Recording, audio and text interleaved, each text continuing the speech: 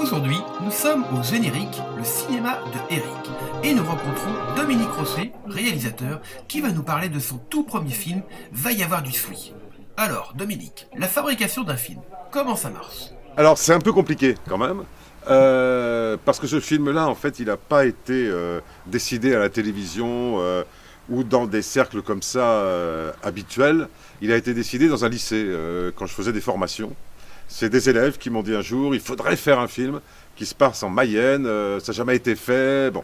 Et ce n'est qu'une fois que le film a été écrit et que les comédiens ont été choisis, qu'on s'est réellement posé la question de l'argent. Parce que c'est quand même la question vitale, mais nous, on a fait les choses un peu à l'envers. On s'est dit, bon, comment on va faire? Et là, on a fait deux choses. La première chose, c'est qu'on est allé voir les commerçants du secteur. Ensuite, il y a eu une cotisation interne à l'équipe.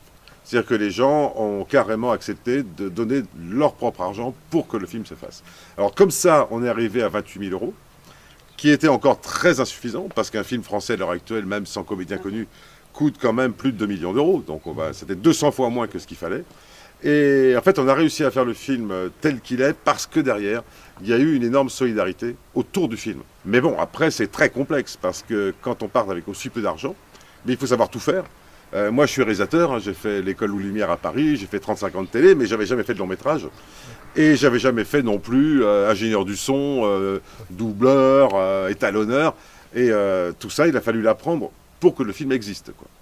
Et on est allé très loin parce que on a tourné dans des conditions un peu extrêmes parce que cette année-là, en Mayenne, il faisait moche, il pleuvait beaucoup. Donc à cause de ça, puis il y avait du vent, hein, à cause de ça, le son n'était pas parfait, le son direct. Résultat, on a été obligé de demander aux comédiens de faire un doublage. Donc on a doublé entièrement le film, ce qui est un travail énorme, surtout avec des comédiens qui n'ont pas l'habitude, mais on a entièrement doublé le film.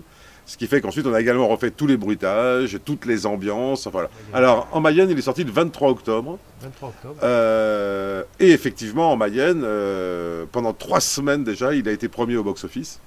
Donc, on a battu tous les films. Hein. Dans le département. Ah oui, dans le département, on a battu tous les films, de Gravity à Turbo, enfin, tous les films. Pas mal. Et là, il a fait 13 000 entrées, ce qui était le Maine-et-Loire, la Sarthe, l'Orne, on a fait l'Ille-et-Vilaine. On fait la Loire-Atlantique, mais on fait aussi la Vendée, le Morbihan, les Côtes-d'Armor, enfin voilà. En fait, ce sont les salles qui acceptent de prendre le film. C'est comme ça que ça se passe. Et là, on doit être à un peu plus de 90 salles qui ont accepté de prendre le film. Et nous, on accompagne le film partout, alors ça fait quand même énormément de transport, etc. On va dans toutes les salles pour présenter le film, pour discuter avec les gens. Donc pour nous, c'est une sorte de tournée comme ça, dans tout l'ouest de la France, qui a commencé le 10 janvier. Voilà. Il faut qu'on ait tout vécu jusqu'au bout pour qu'on sache exactement à quoi s'en tenir et qu'on puisse produire le prochain de manière sans doute plus sereine, quoi, tu vois, que là. Bah, merci beaucoup. Hein. Ouais, eh ben, merci à toi, Dominique.